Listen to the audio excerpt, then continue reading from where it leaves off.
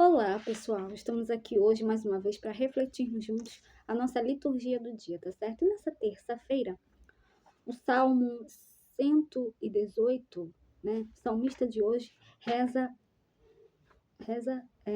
assim: minha alegria é a vossa aliança, meus conselheiros são os vossos mandamentos. Então, que nós peçamos a Santa Dulce dos pobres, que compreendeu e acolheu em sua vida esse mistério, sua intercessão em nossas dificuldades. Então, que nós possamos rezar a liturgia dessa terça-feira com fé. Então, a primeira leitura está em Ezequiel, capítulo 2, versículo 8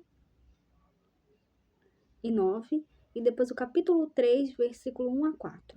Ezequiel, capítulo 2, versículo 8 e 9, e depois o capítulo 3, versículo 1 a 4. Assim fala o Senhor: quanto a ti, filho do homem, escuta o que eu te digo. Não sejas rebelde como esse bando de rebeldes. Abre a boca e come o que eu vou te dar. Eu olhei e vi uma mão estendida para mim e na mão um livro enrolado. Desenrolou diante de mim. Estava escrito na frente e no verso, e nele havia cantos fúnebres, lamentações e ais. Ele me disse: filho do homem, come o que tens diante de ti. Come este rolo e vai falar aos filhos de Israel. Eu abri a boca e ele fez-me comer o rolo. Depois disse-me: filho do homem, alimenta teu ventre e sacia as entranhas com este rolo que eu te dou. Eu o comi, e era doce como mel em minha boca. Ele disse-me então: filho do homem, vai, dirige-te à casa de Israel e fale-lhes com as minhas palavras.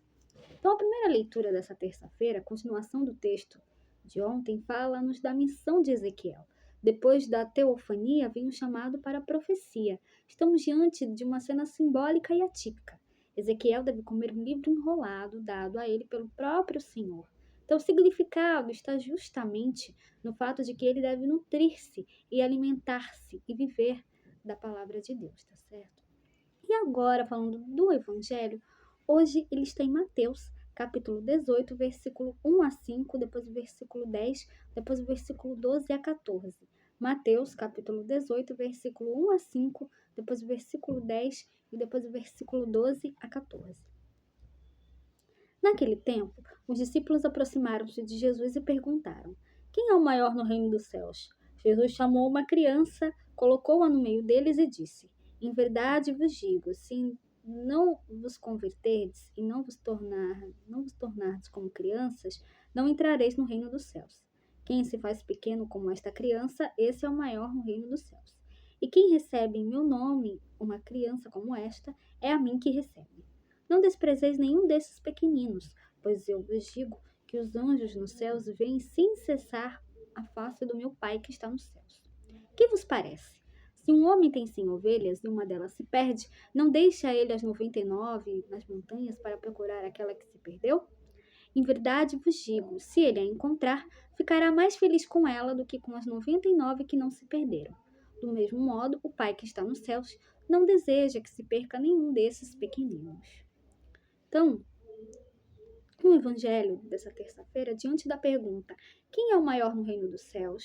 O Senhor nos responde que para participar do reino devemos nos tornar pequenos como crianças. O final do trecho nos traz a parábola da ovelha perdida, complementar a temática já proposta. Nenhum pequeno deve se perder, mas caso isso aconteça, a alegria de reencontrá-lo é superior à manutenção do estado daqueles que permaneceram junto ao redil, tá certo? Então, era isso que eu tinha para falar para vocês hoje.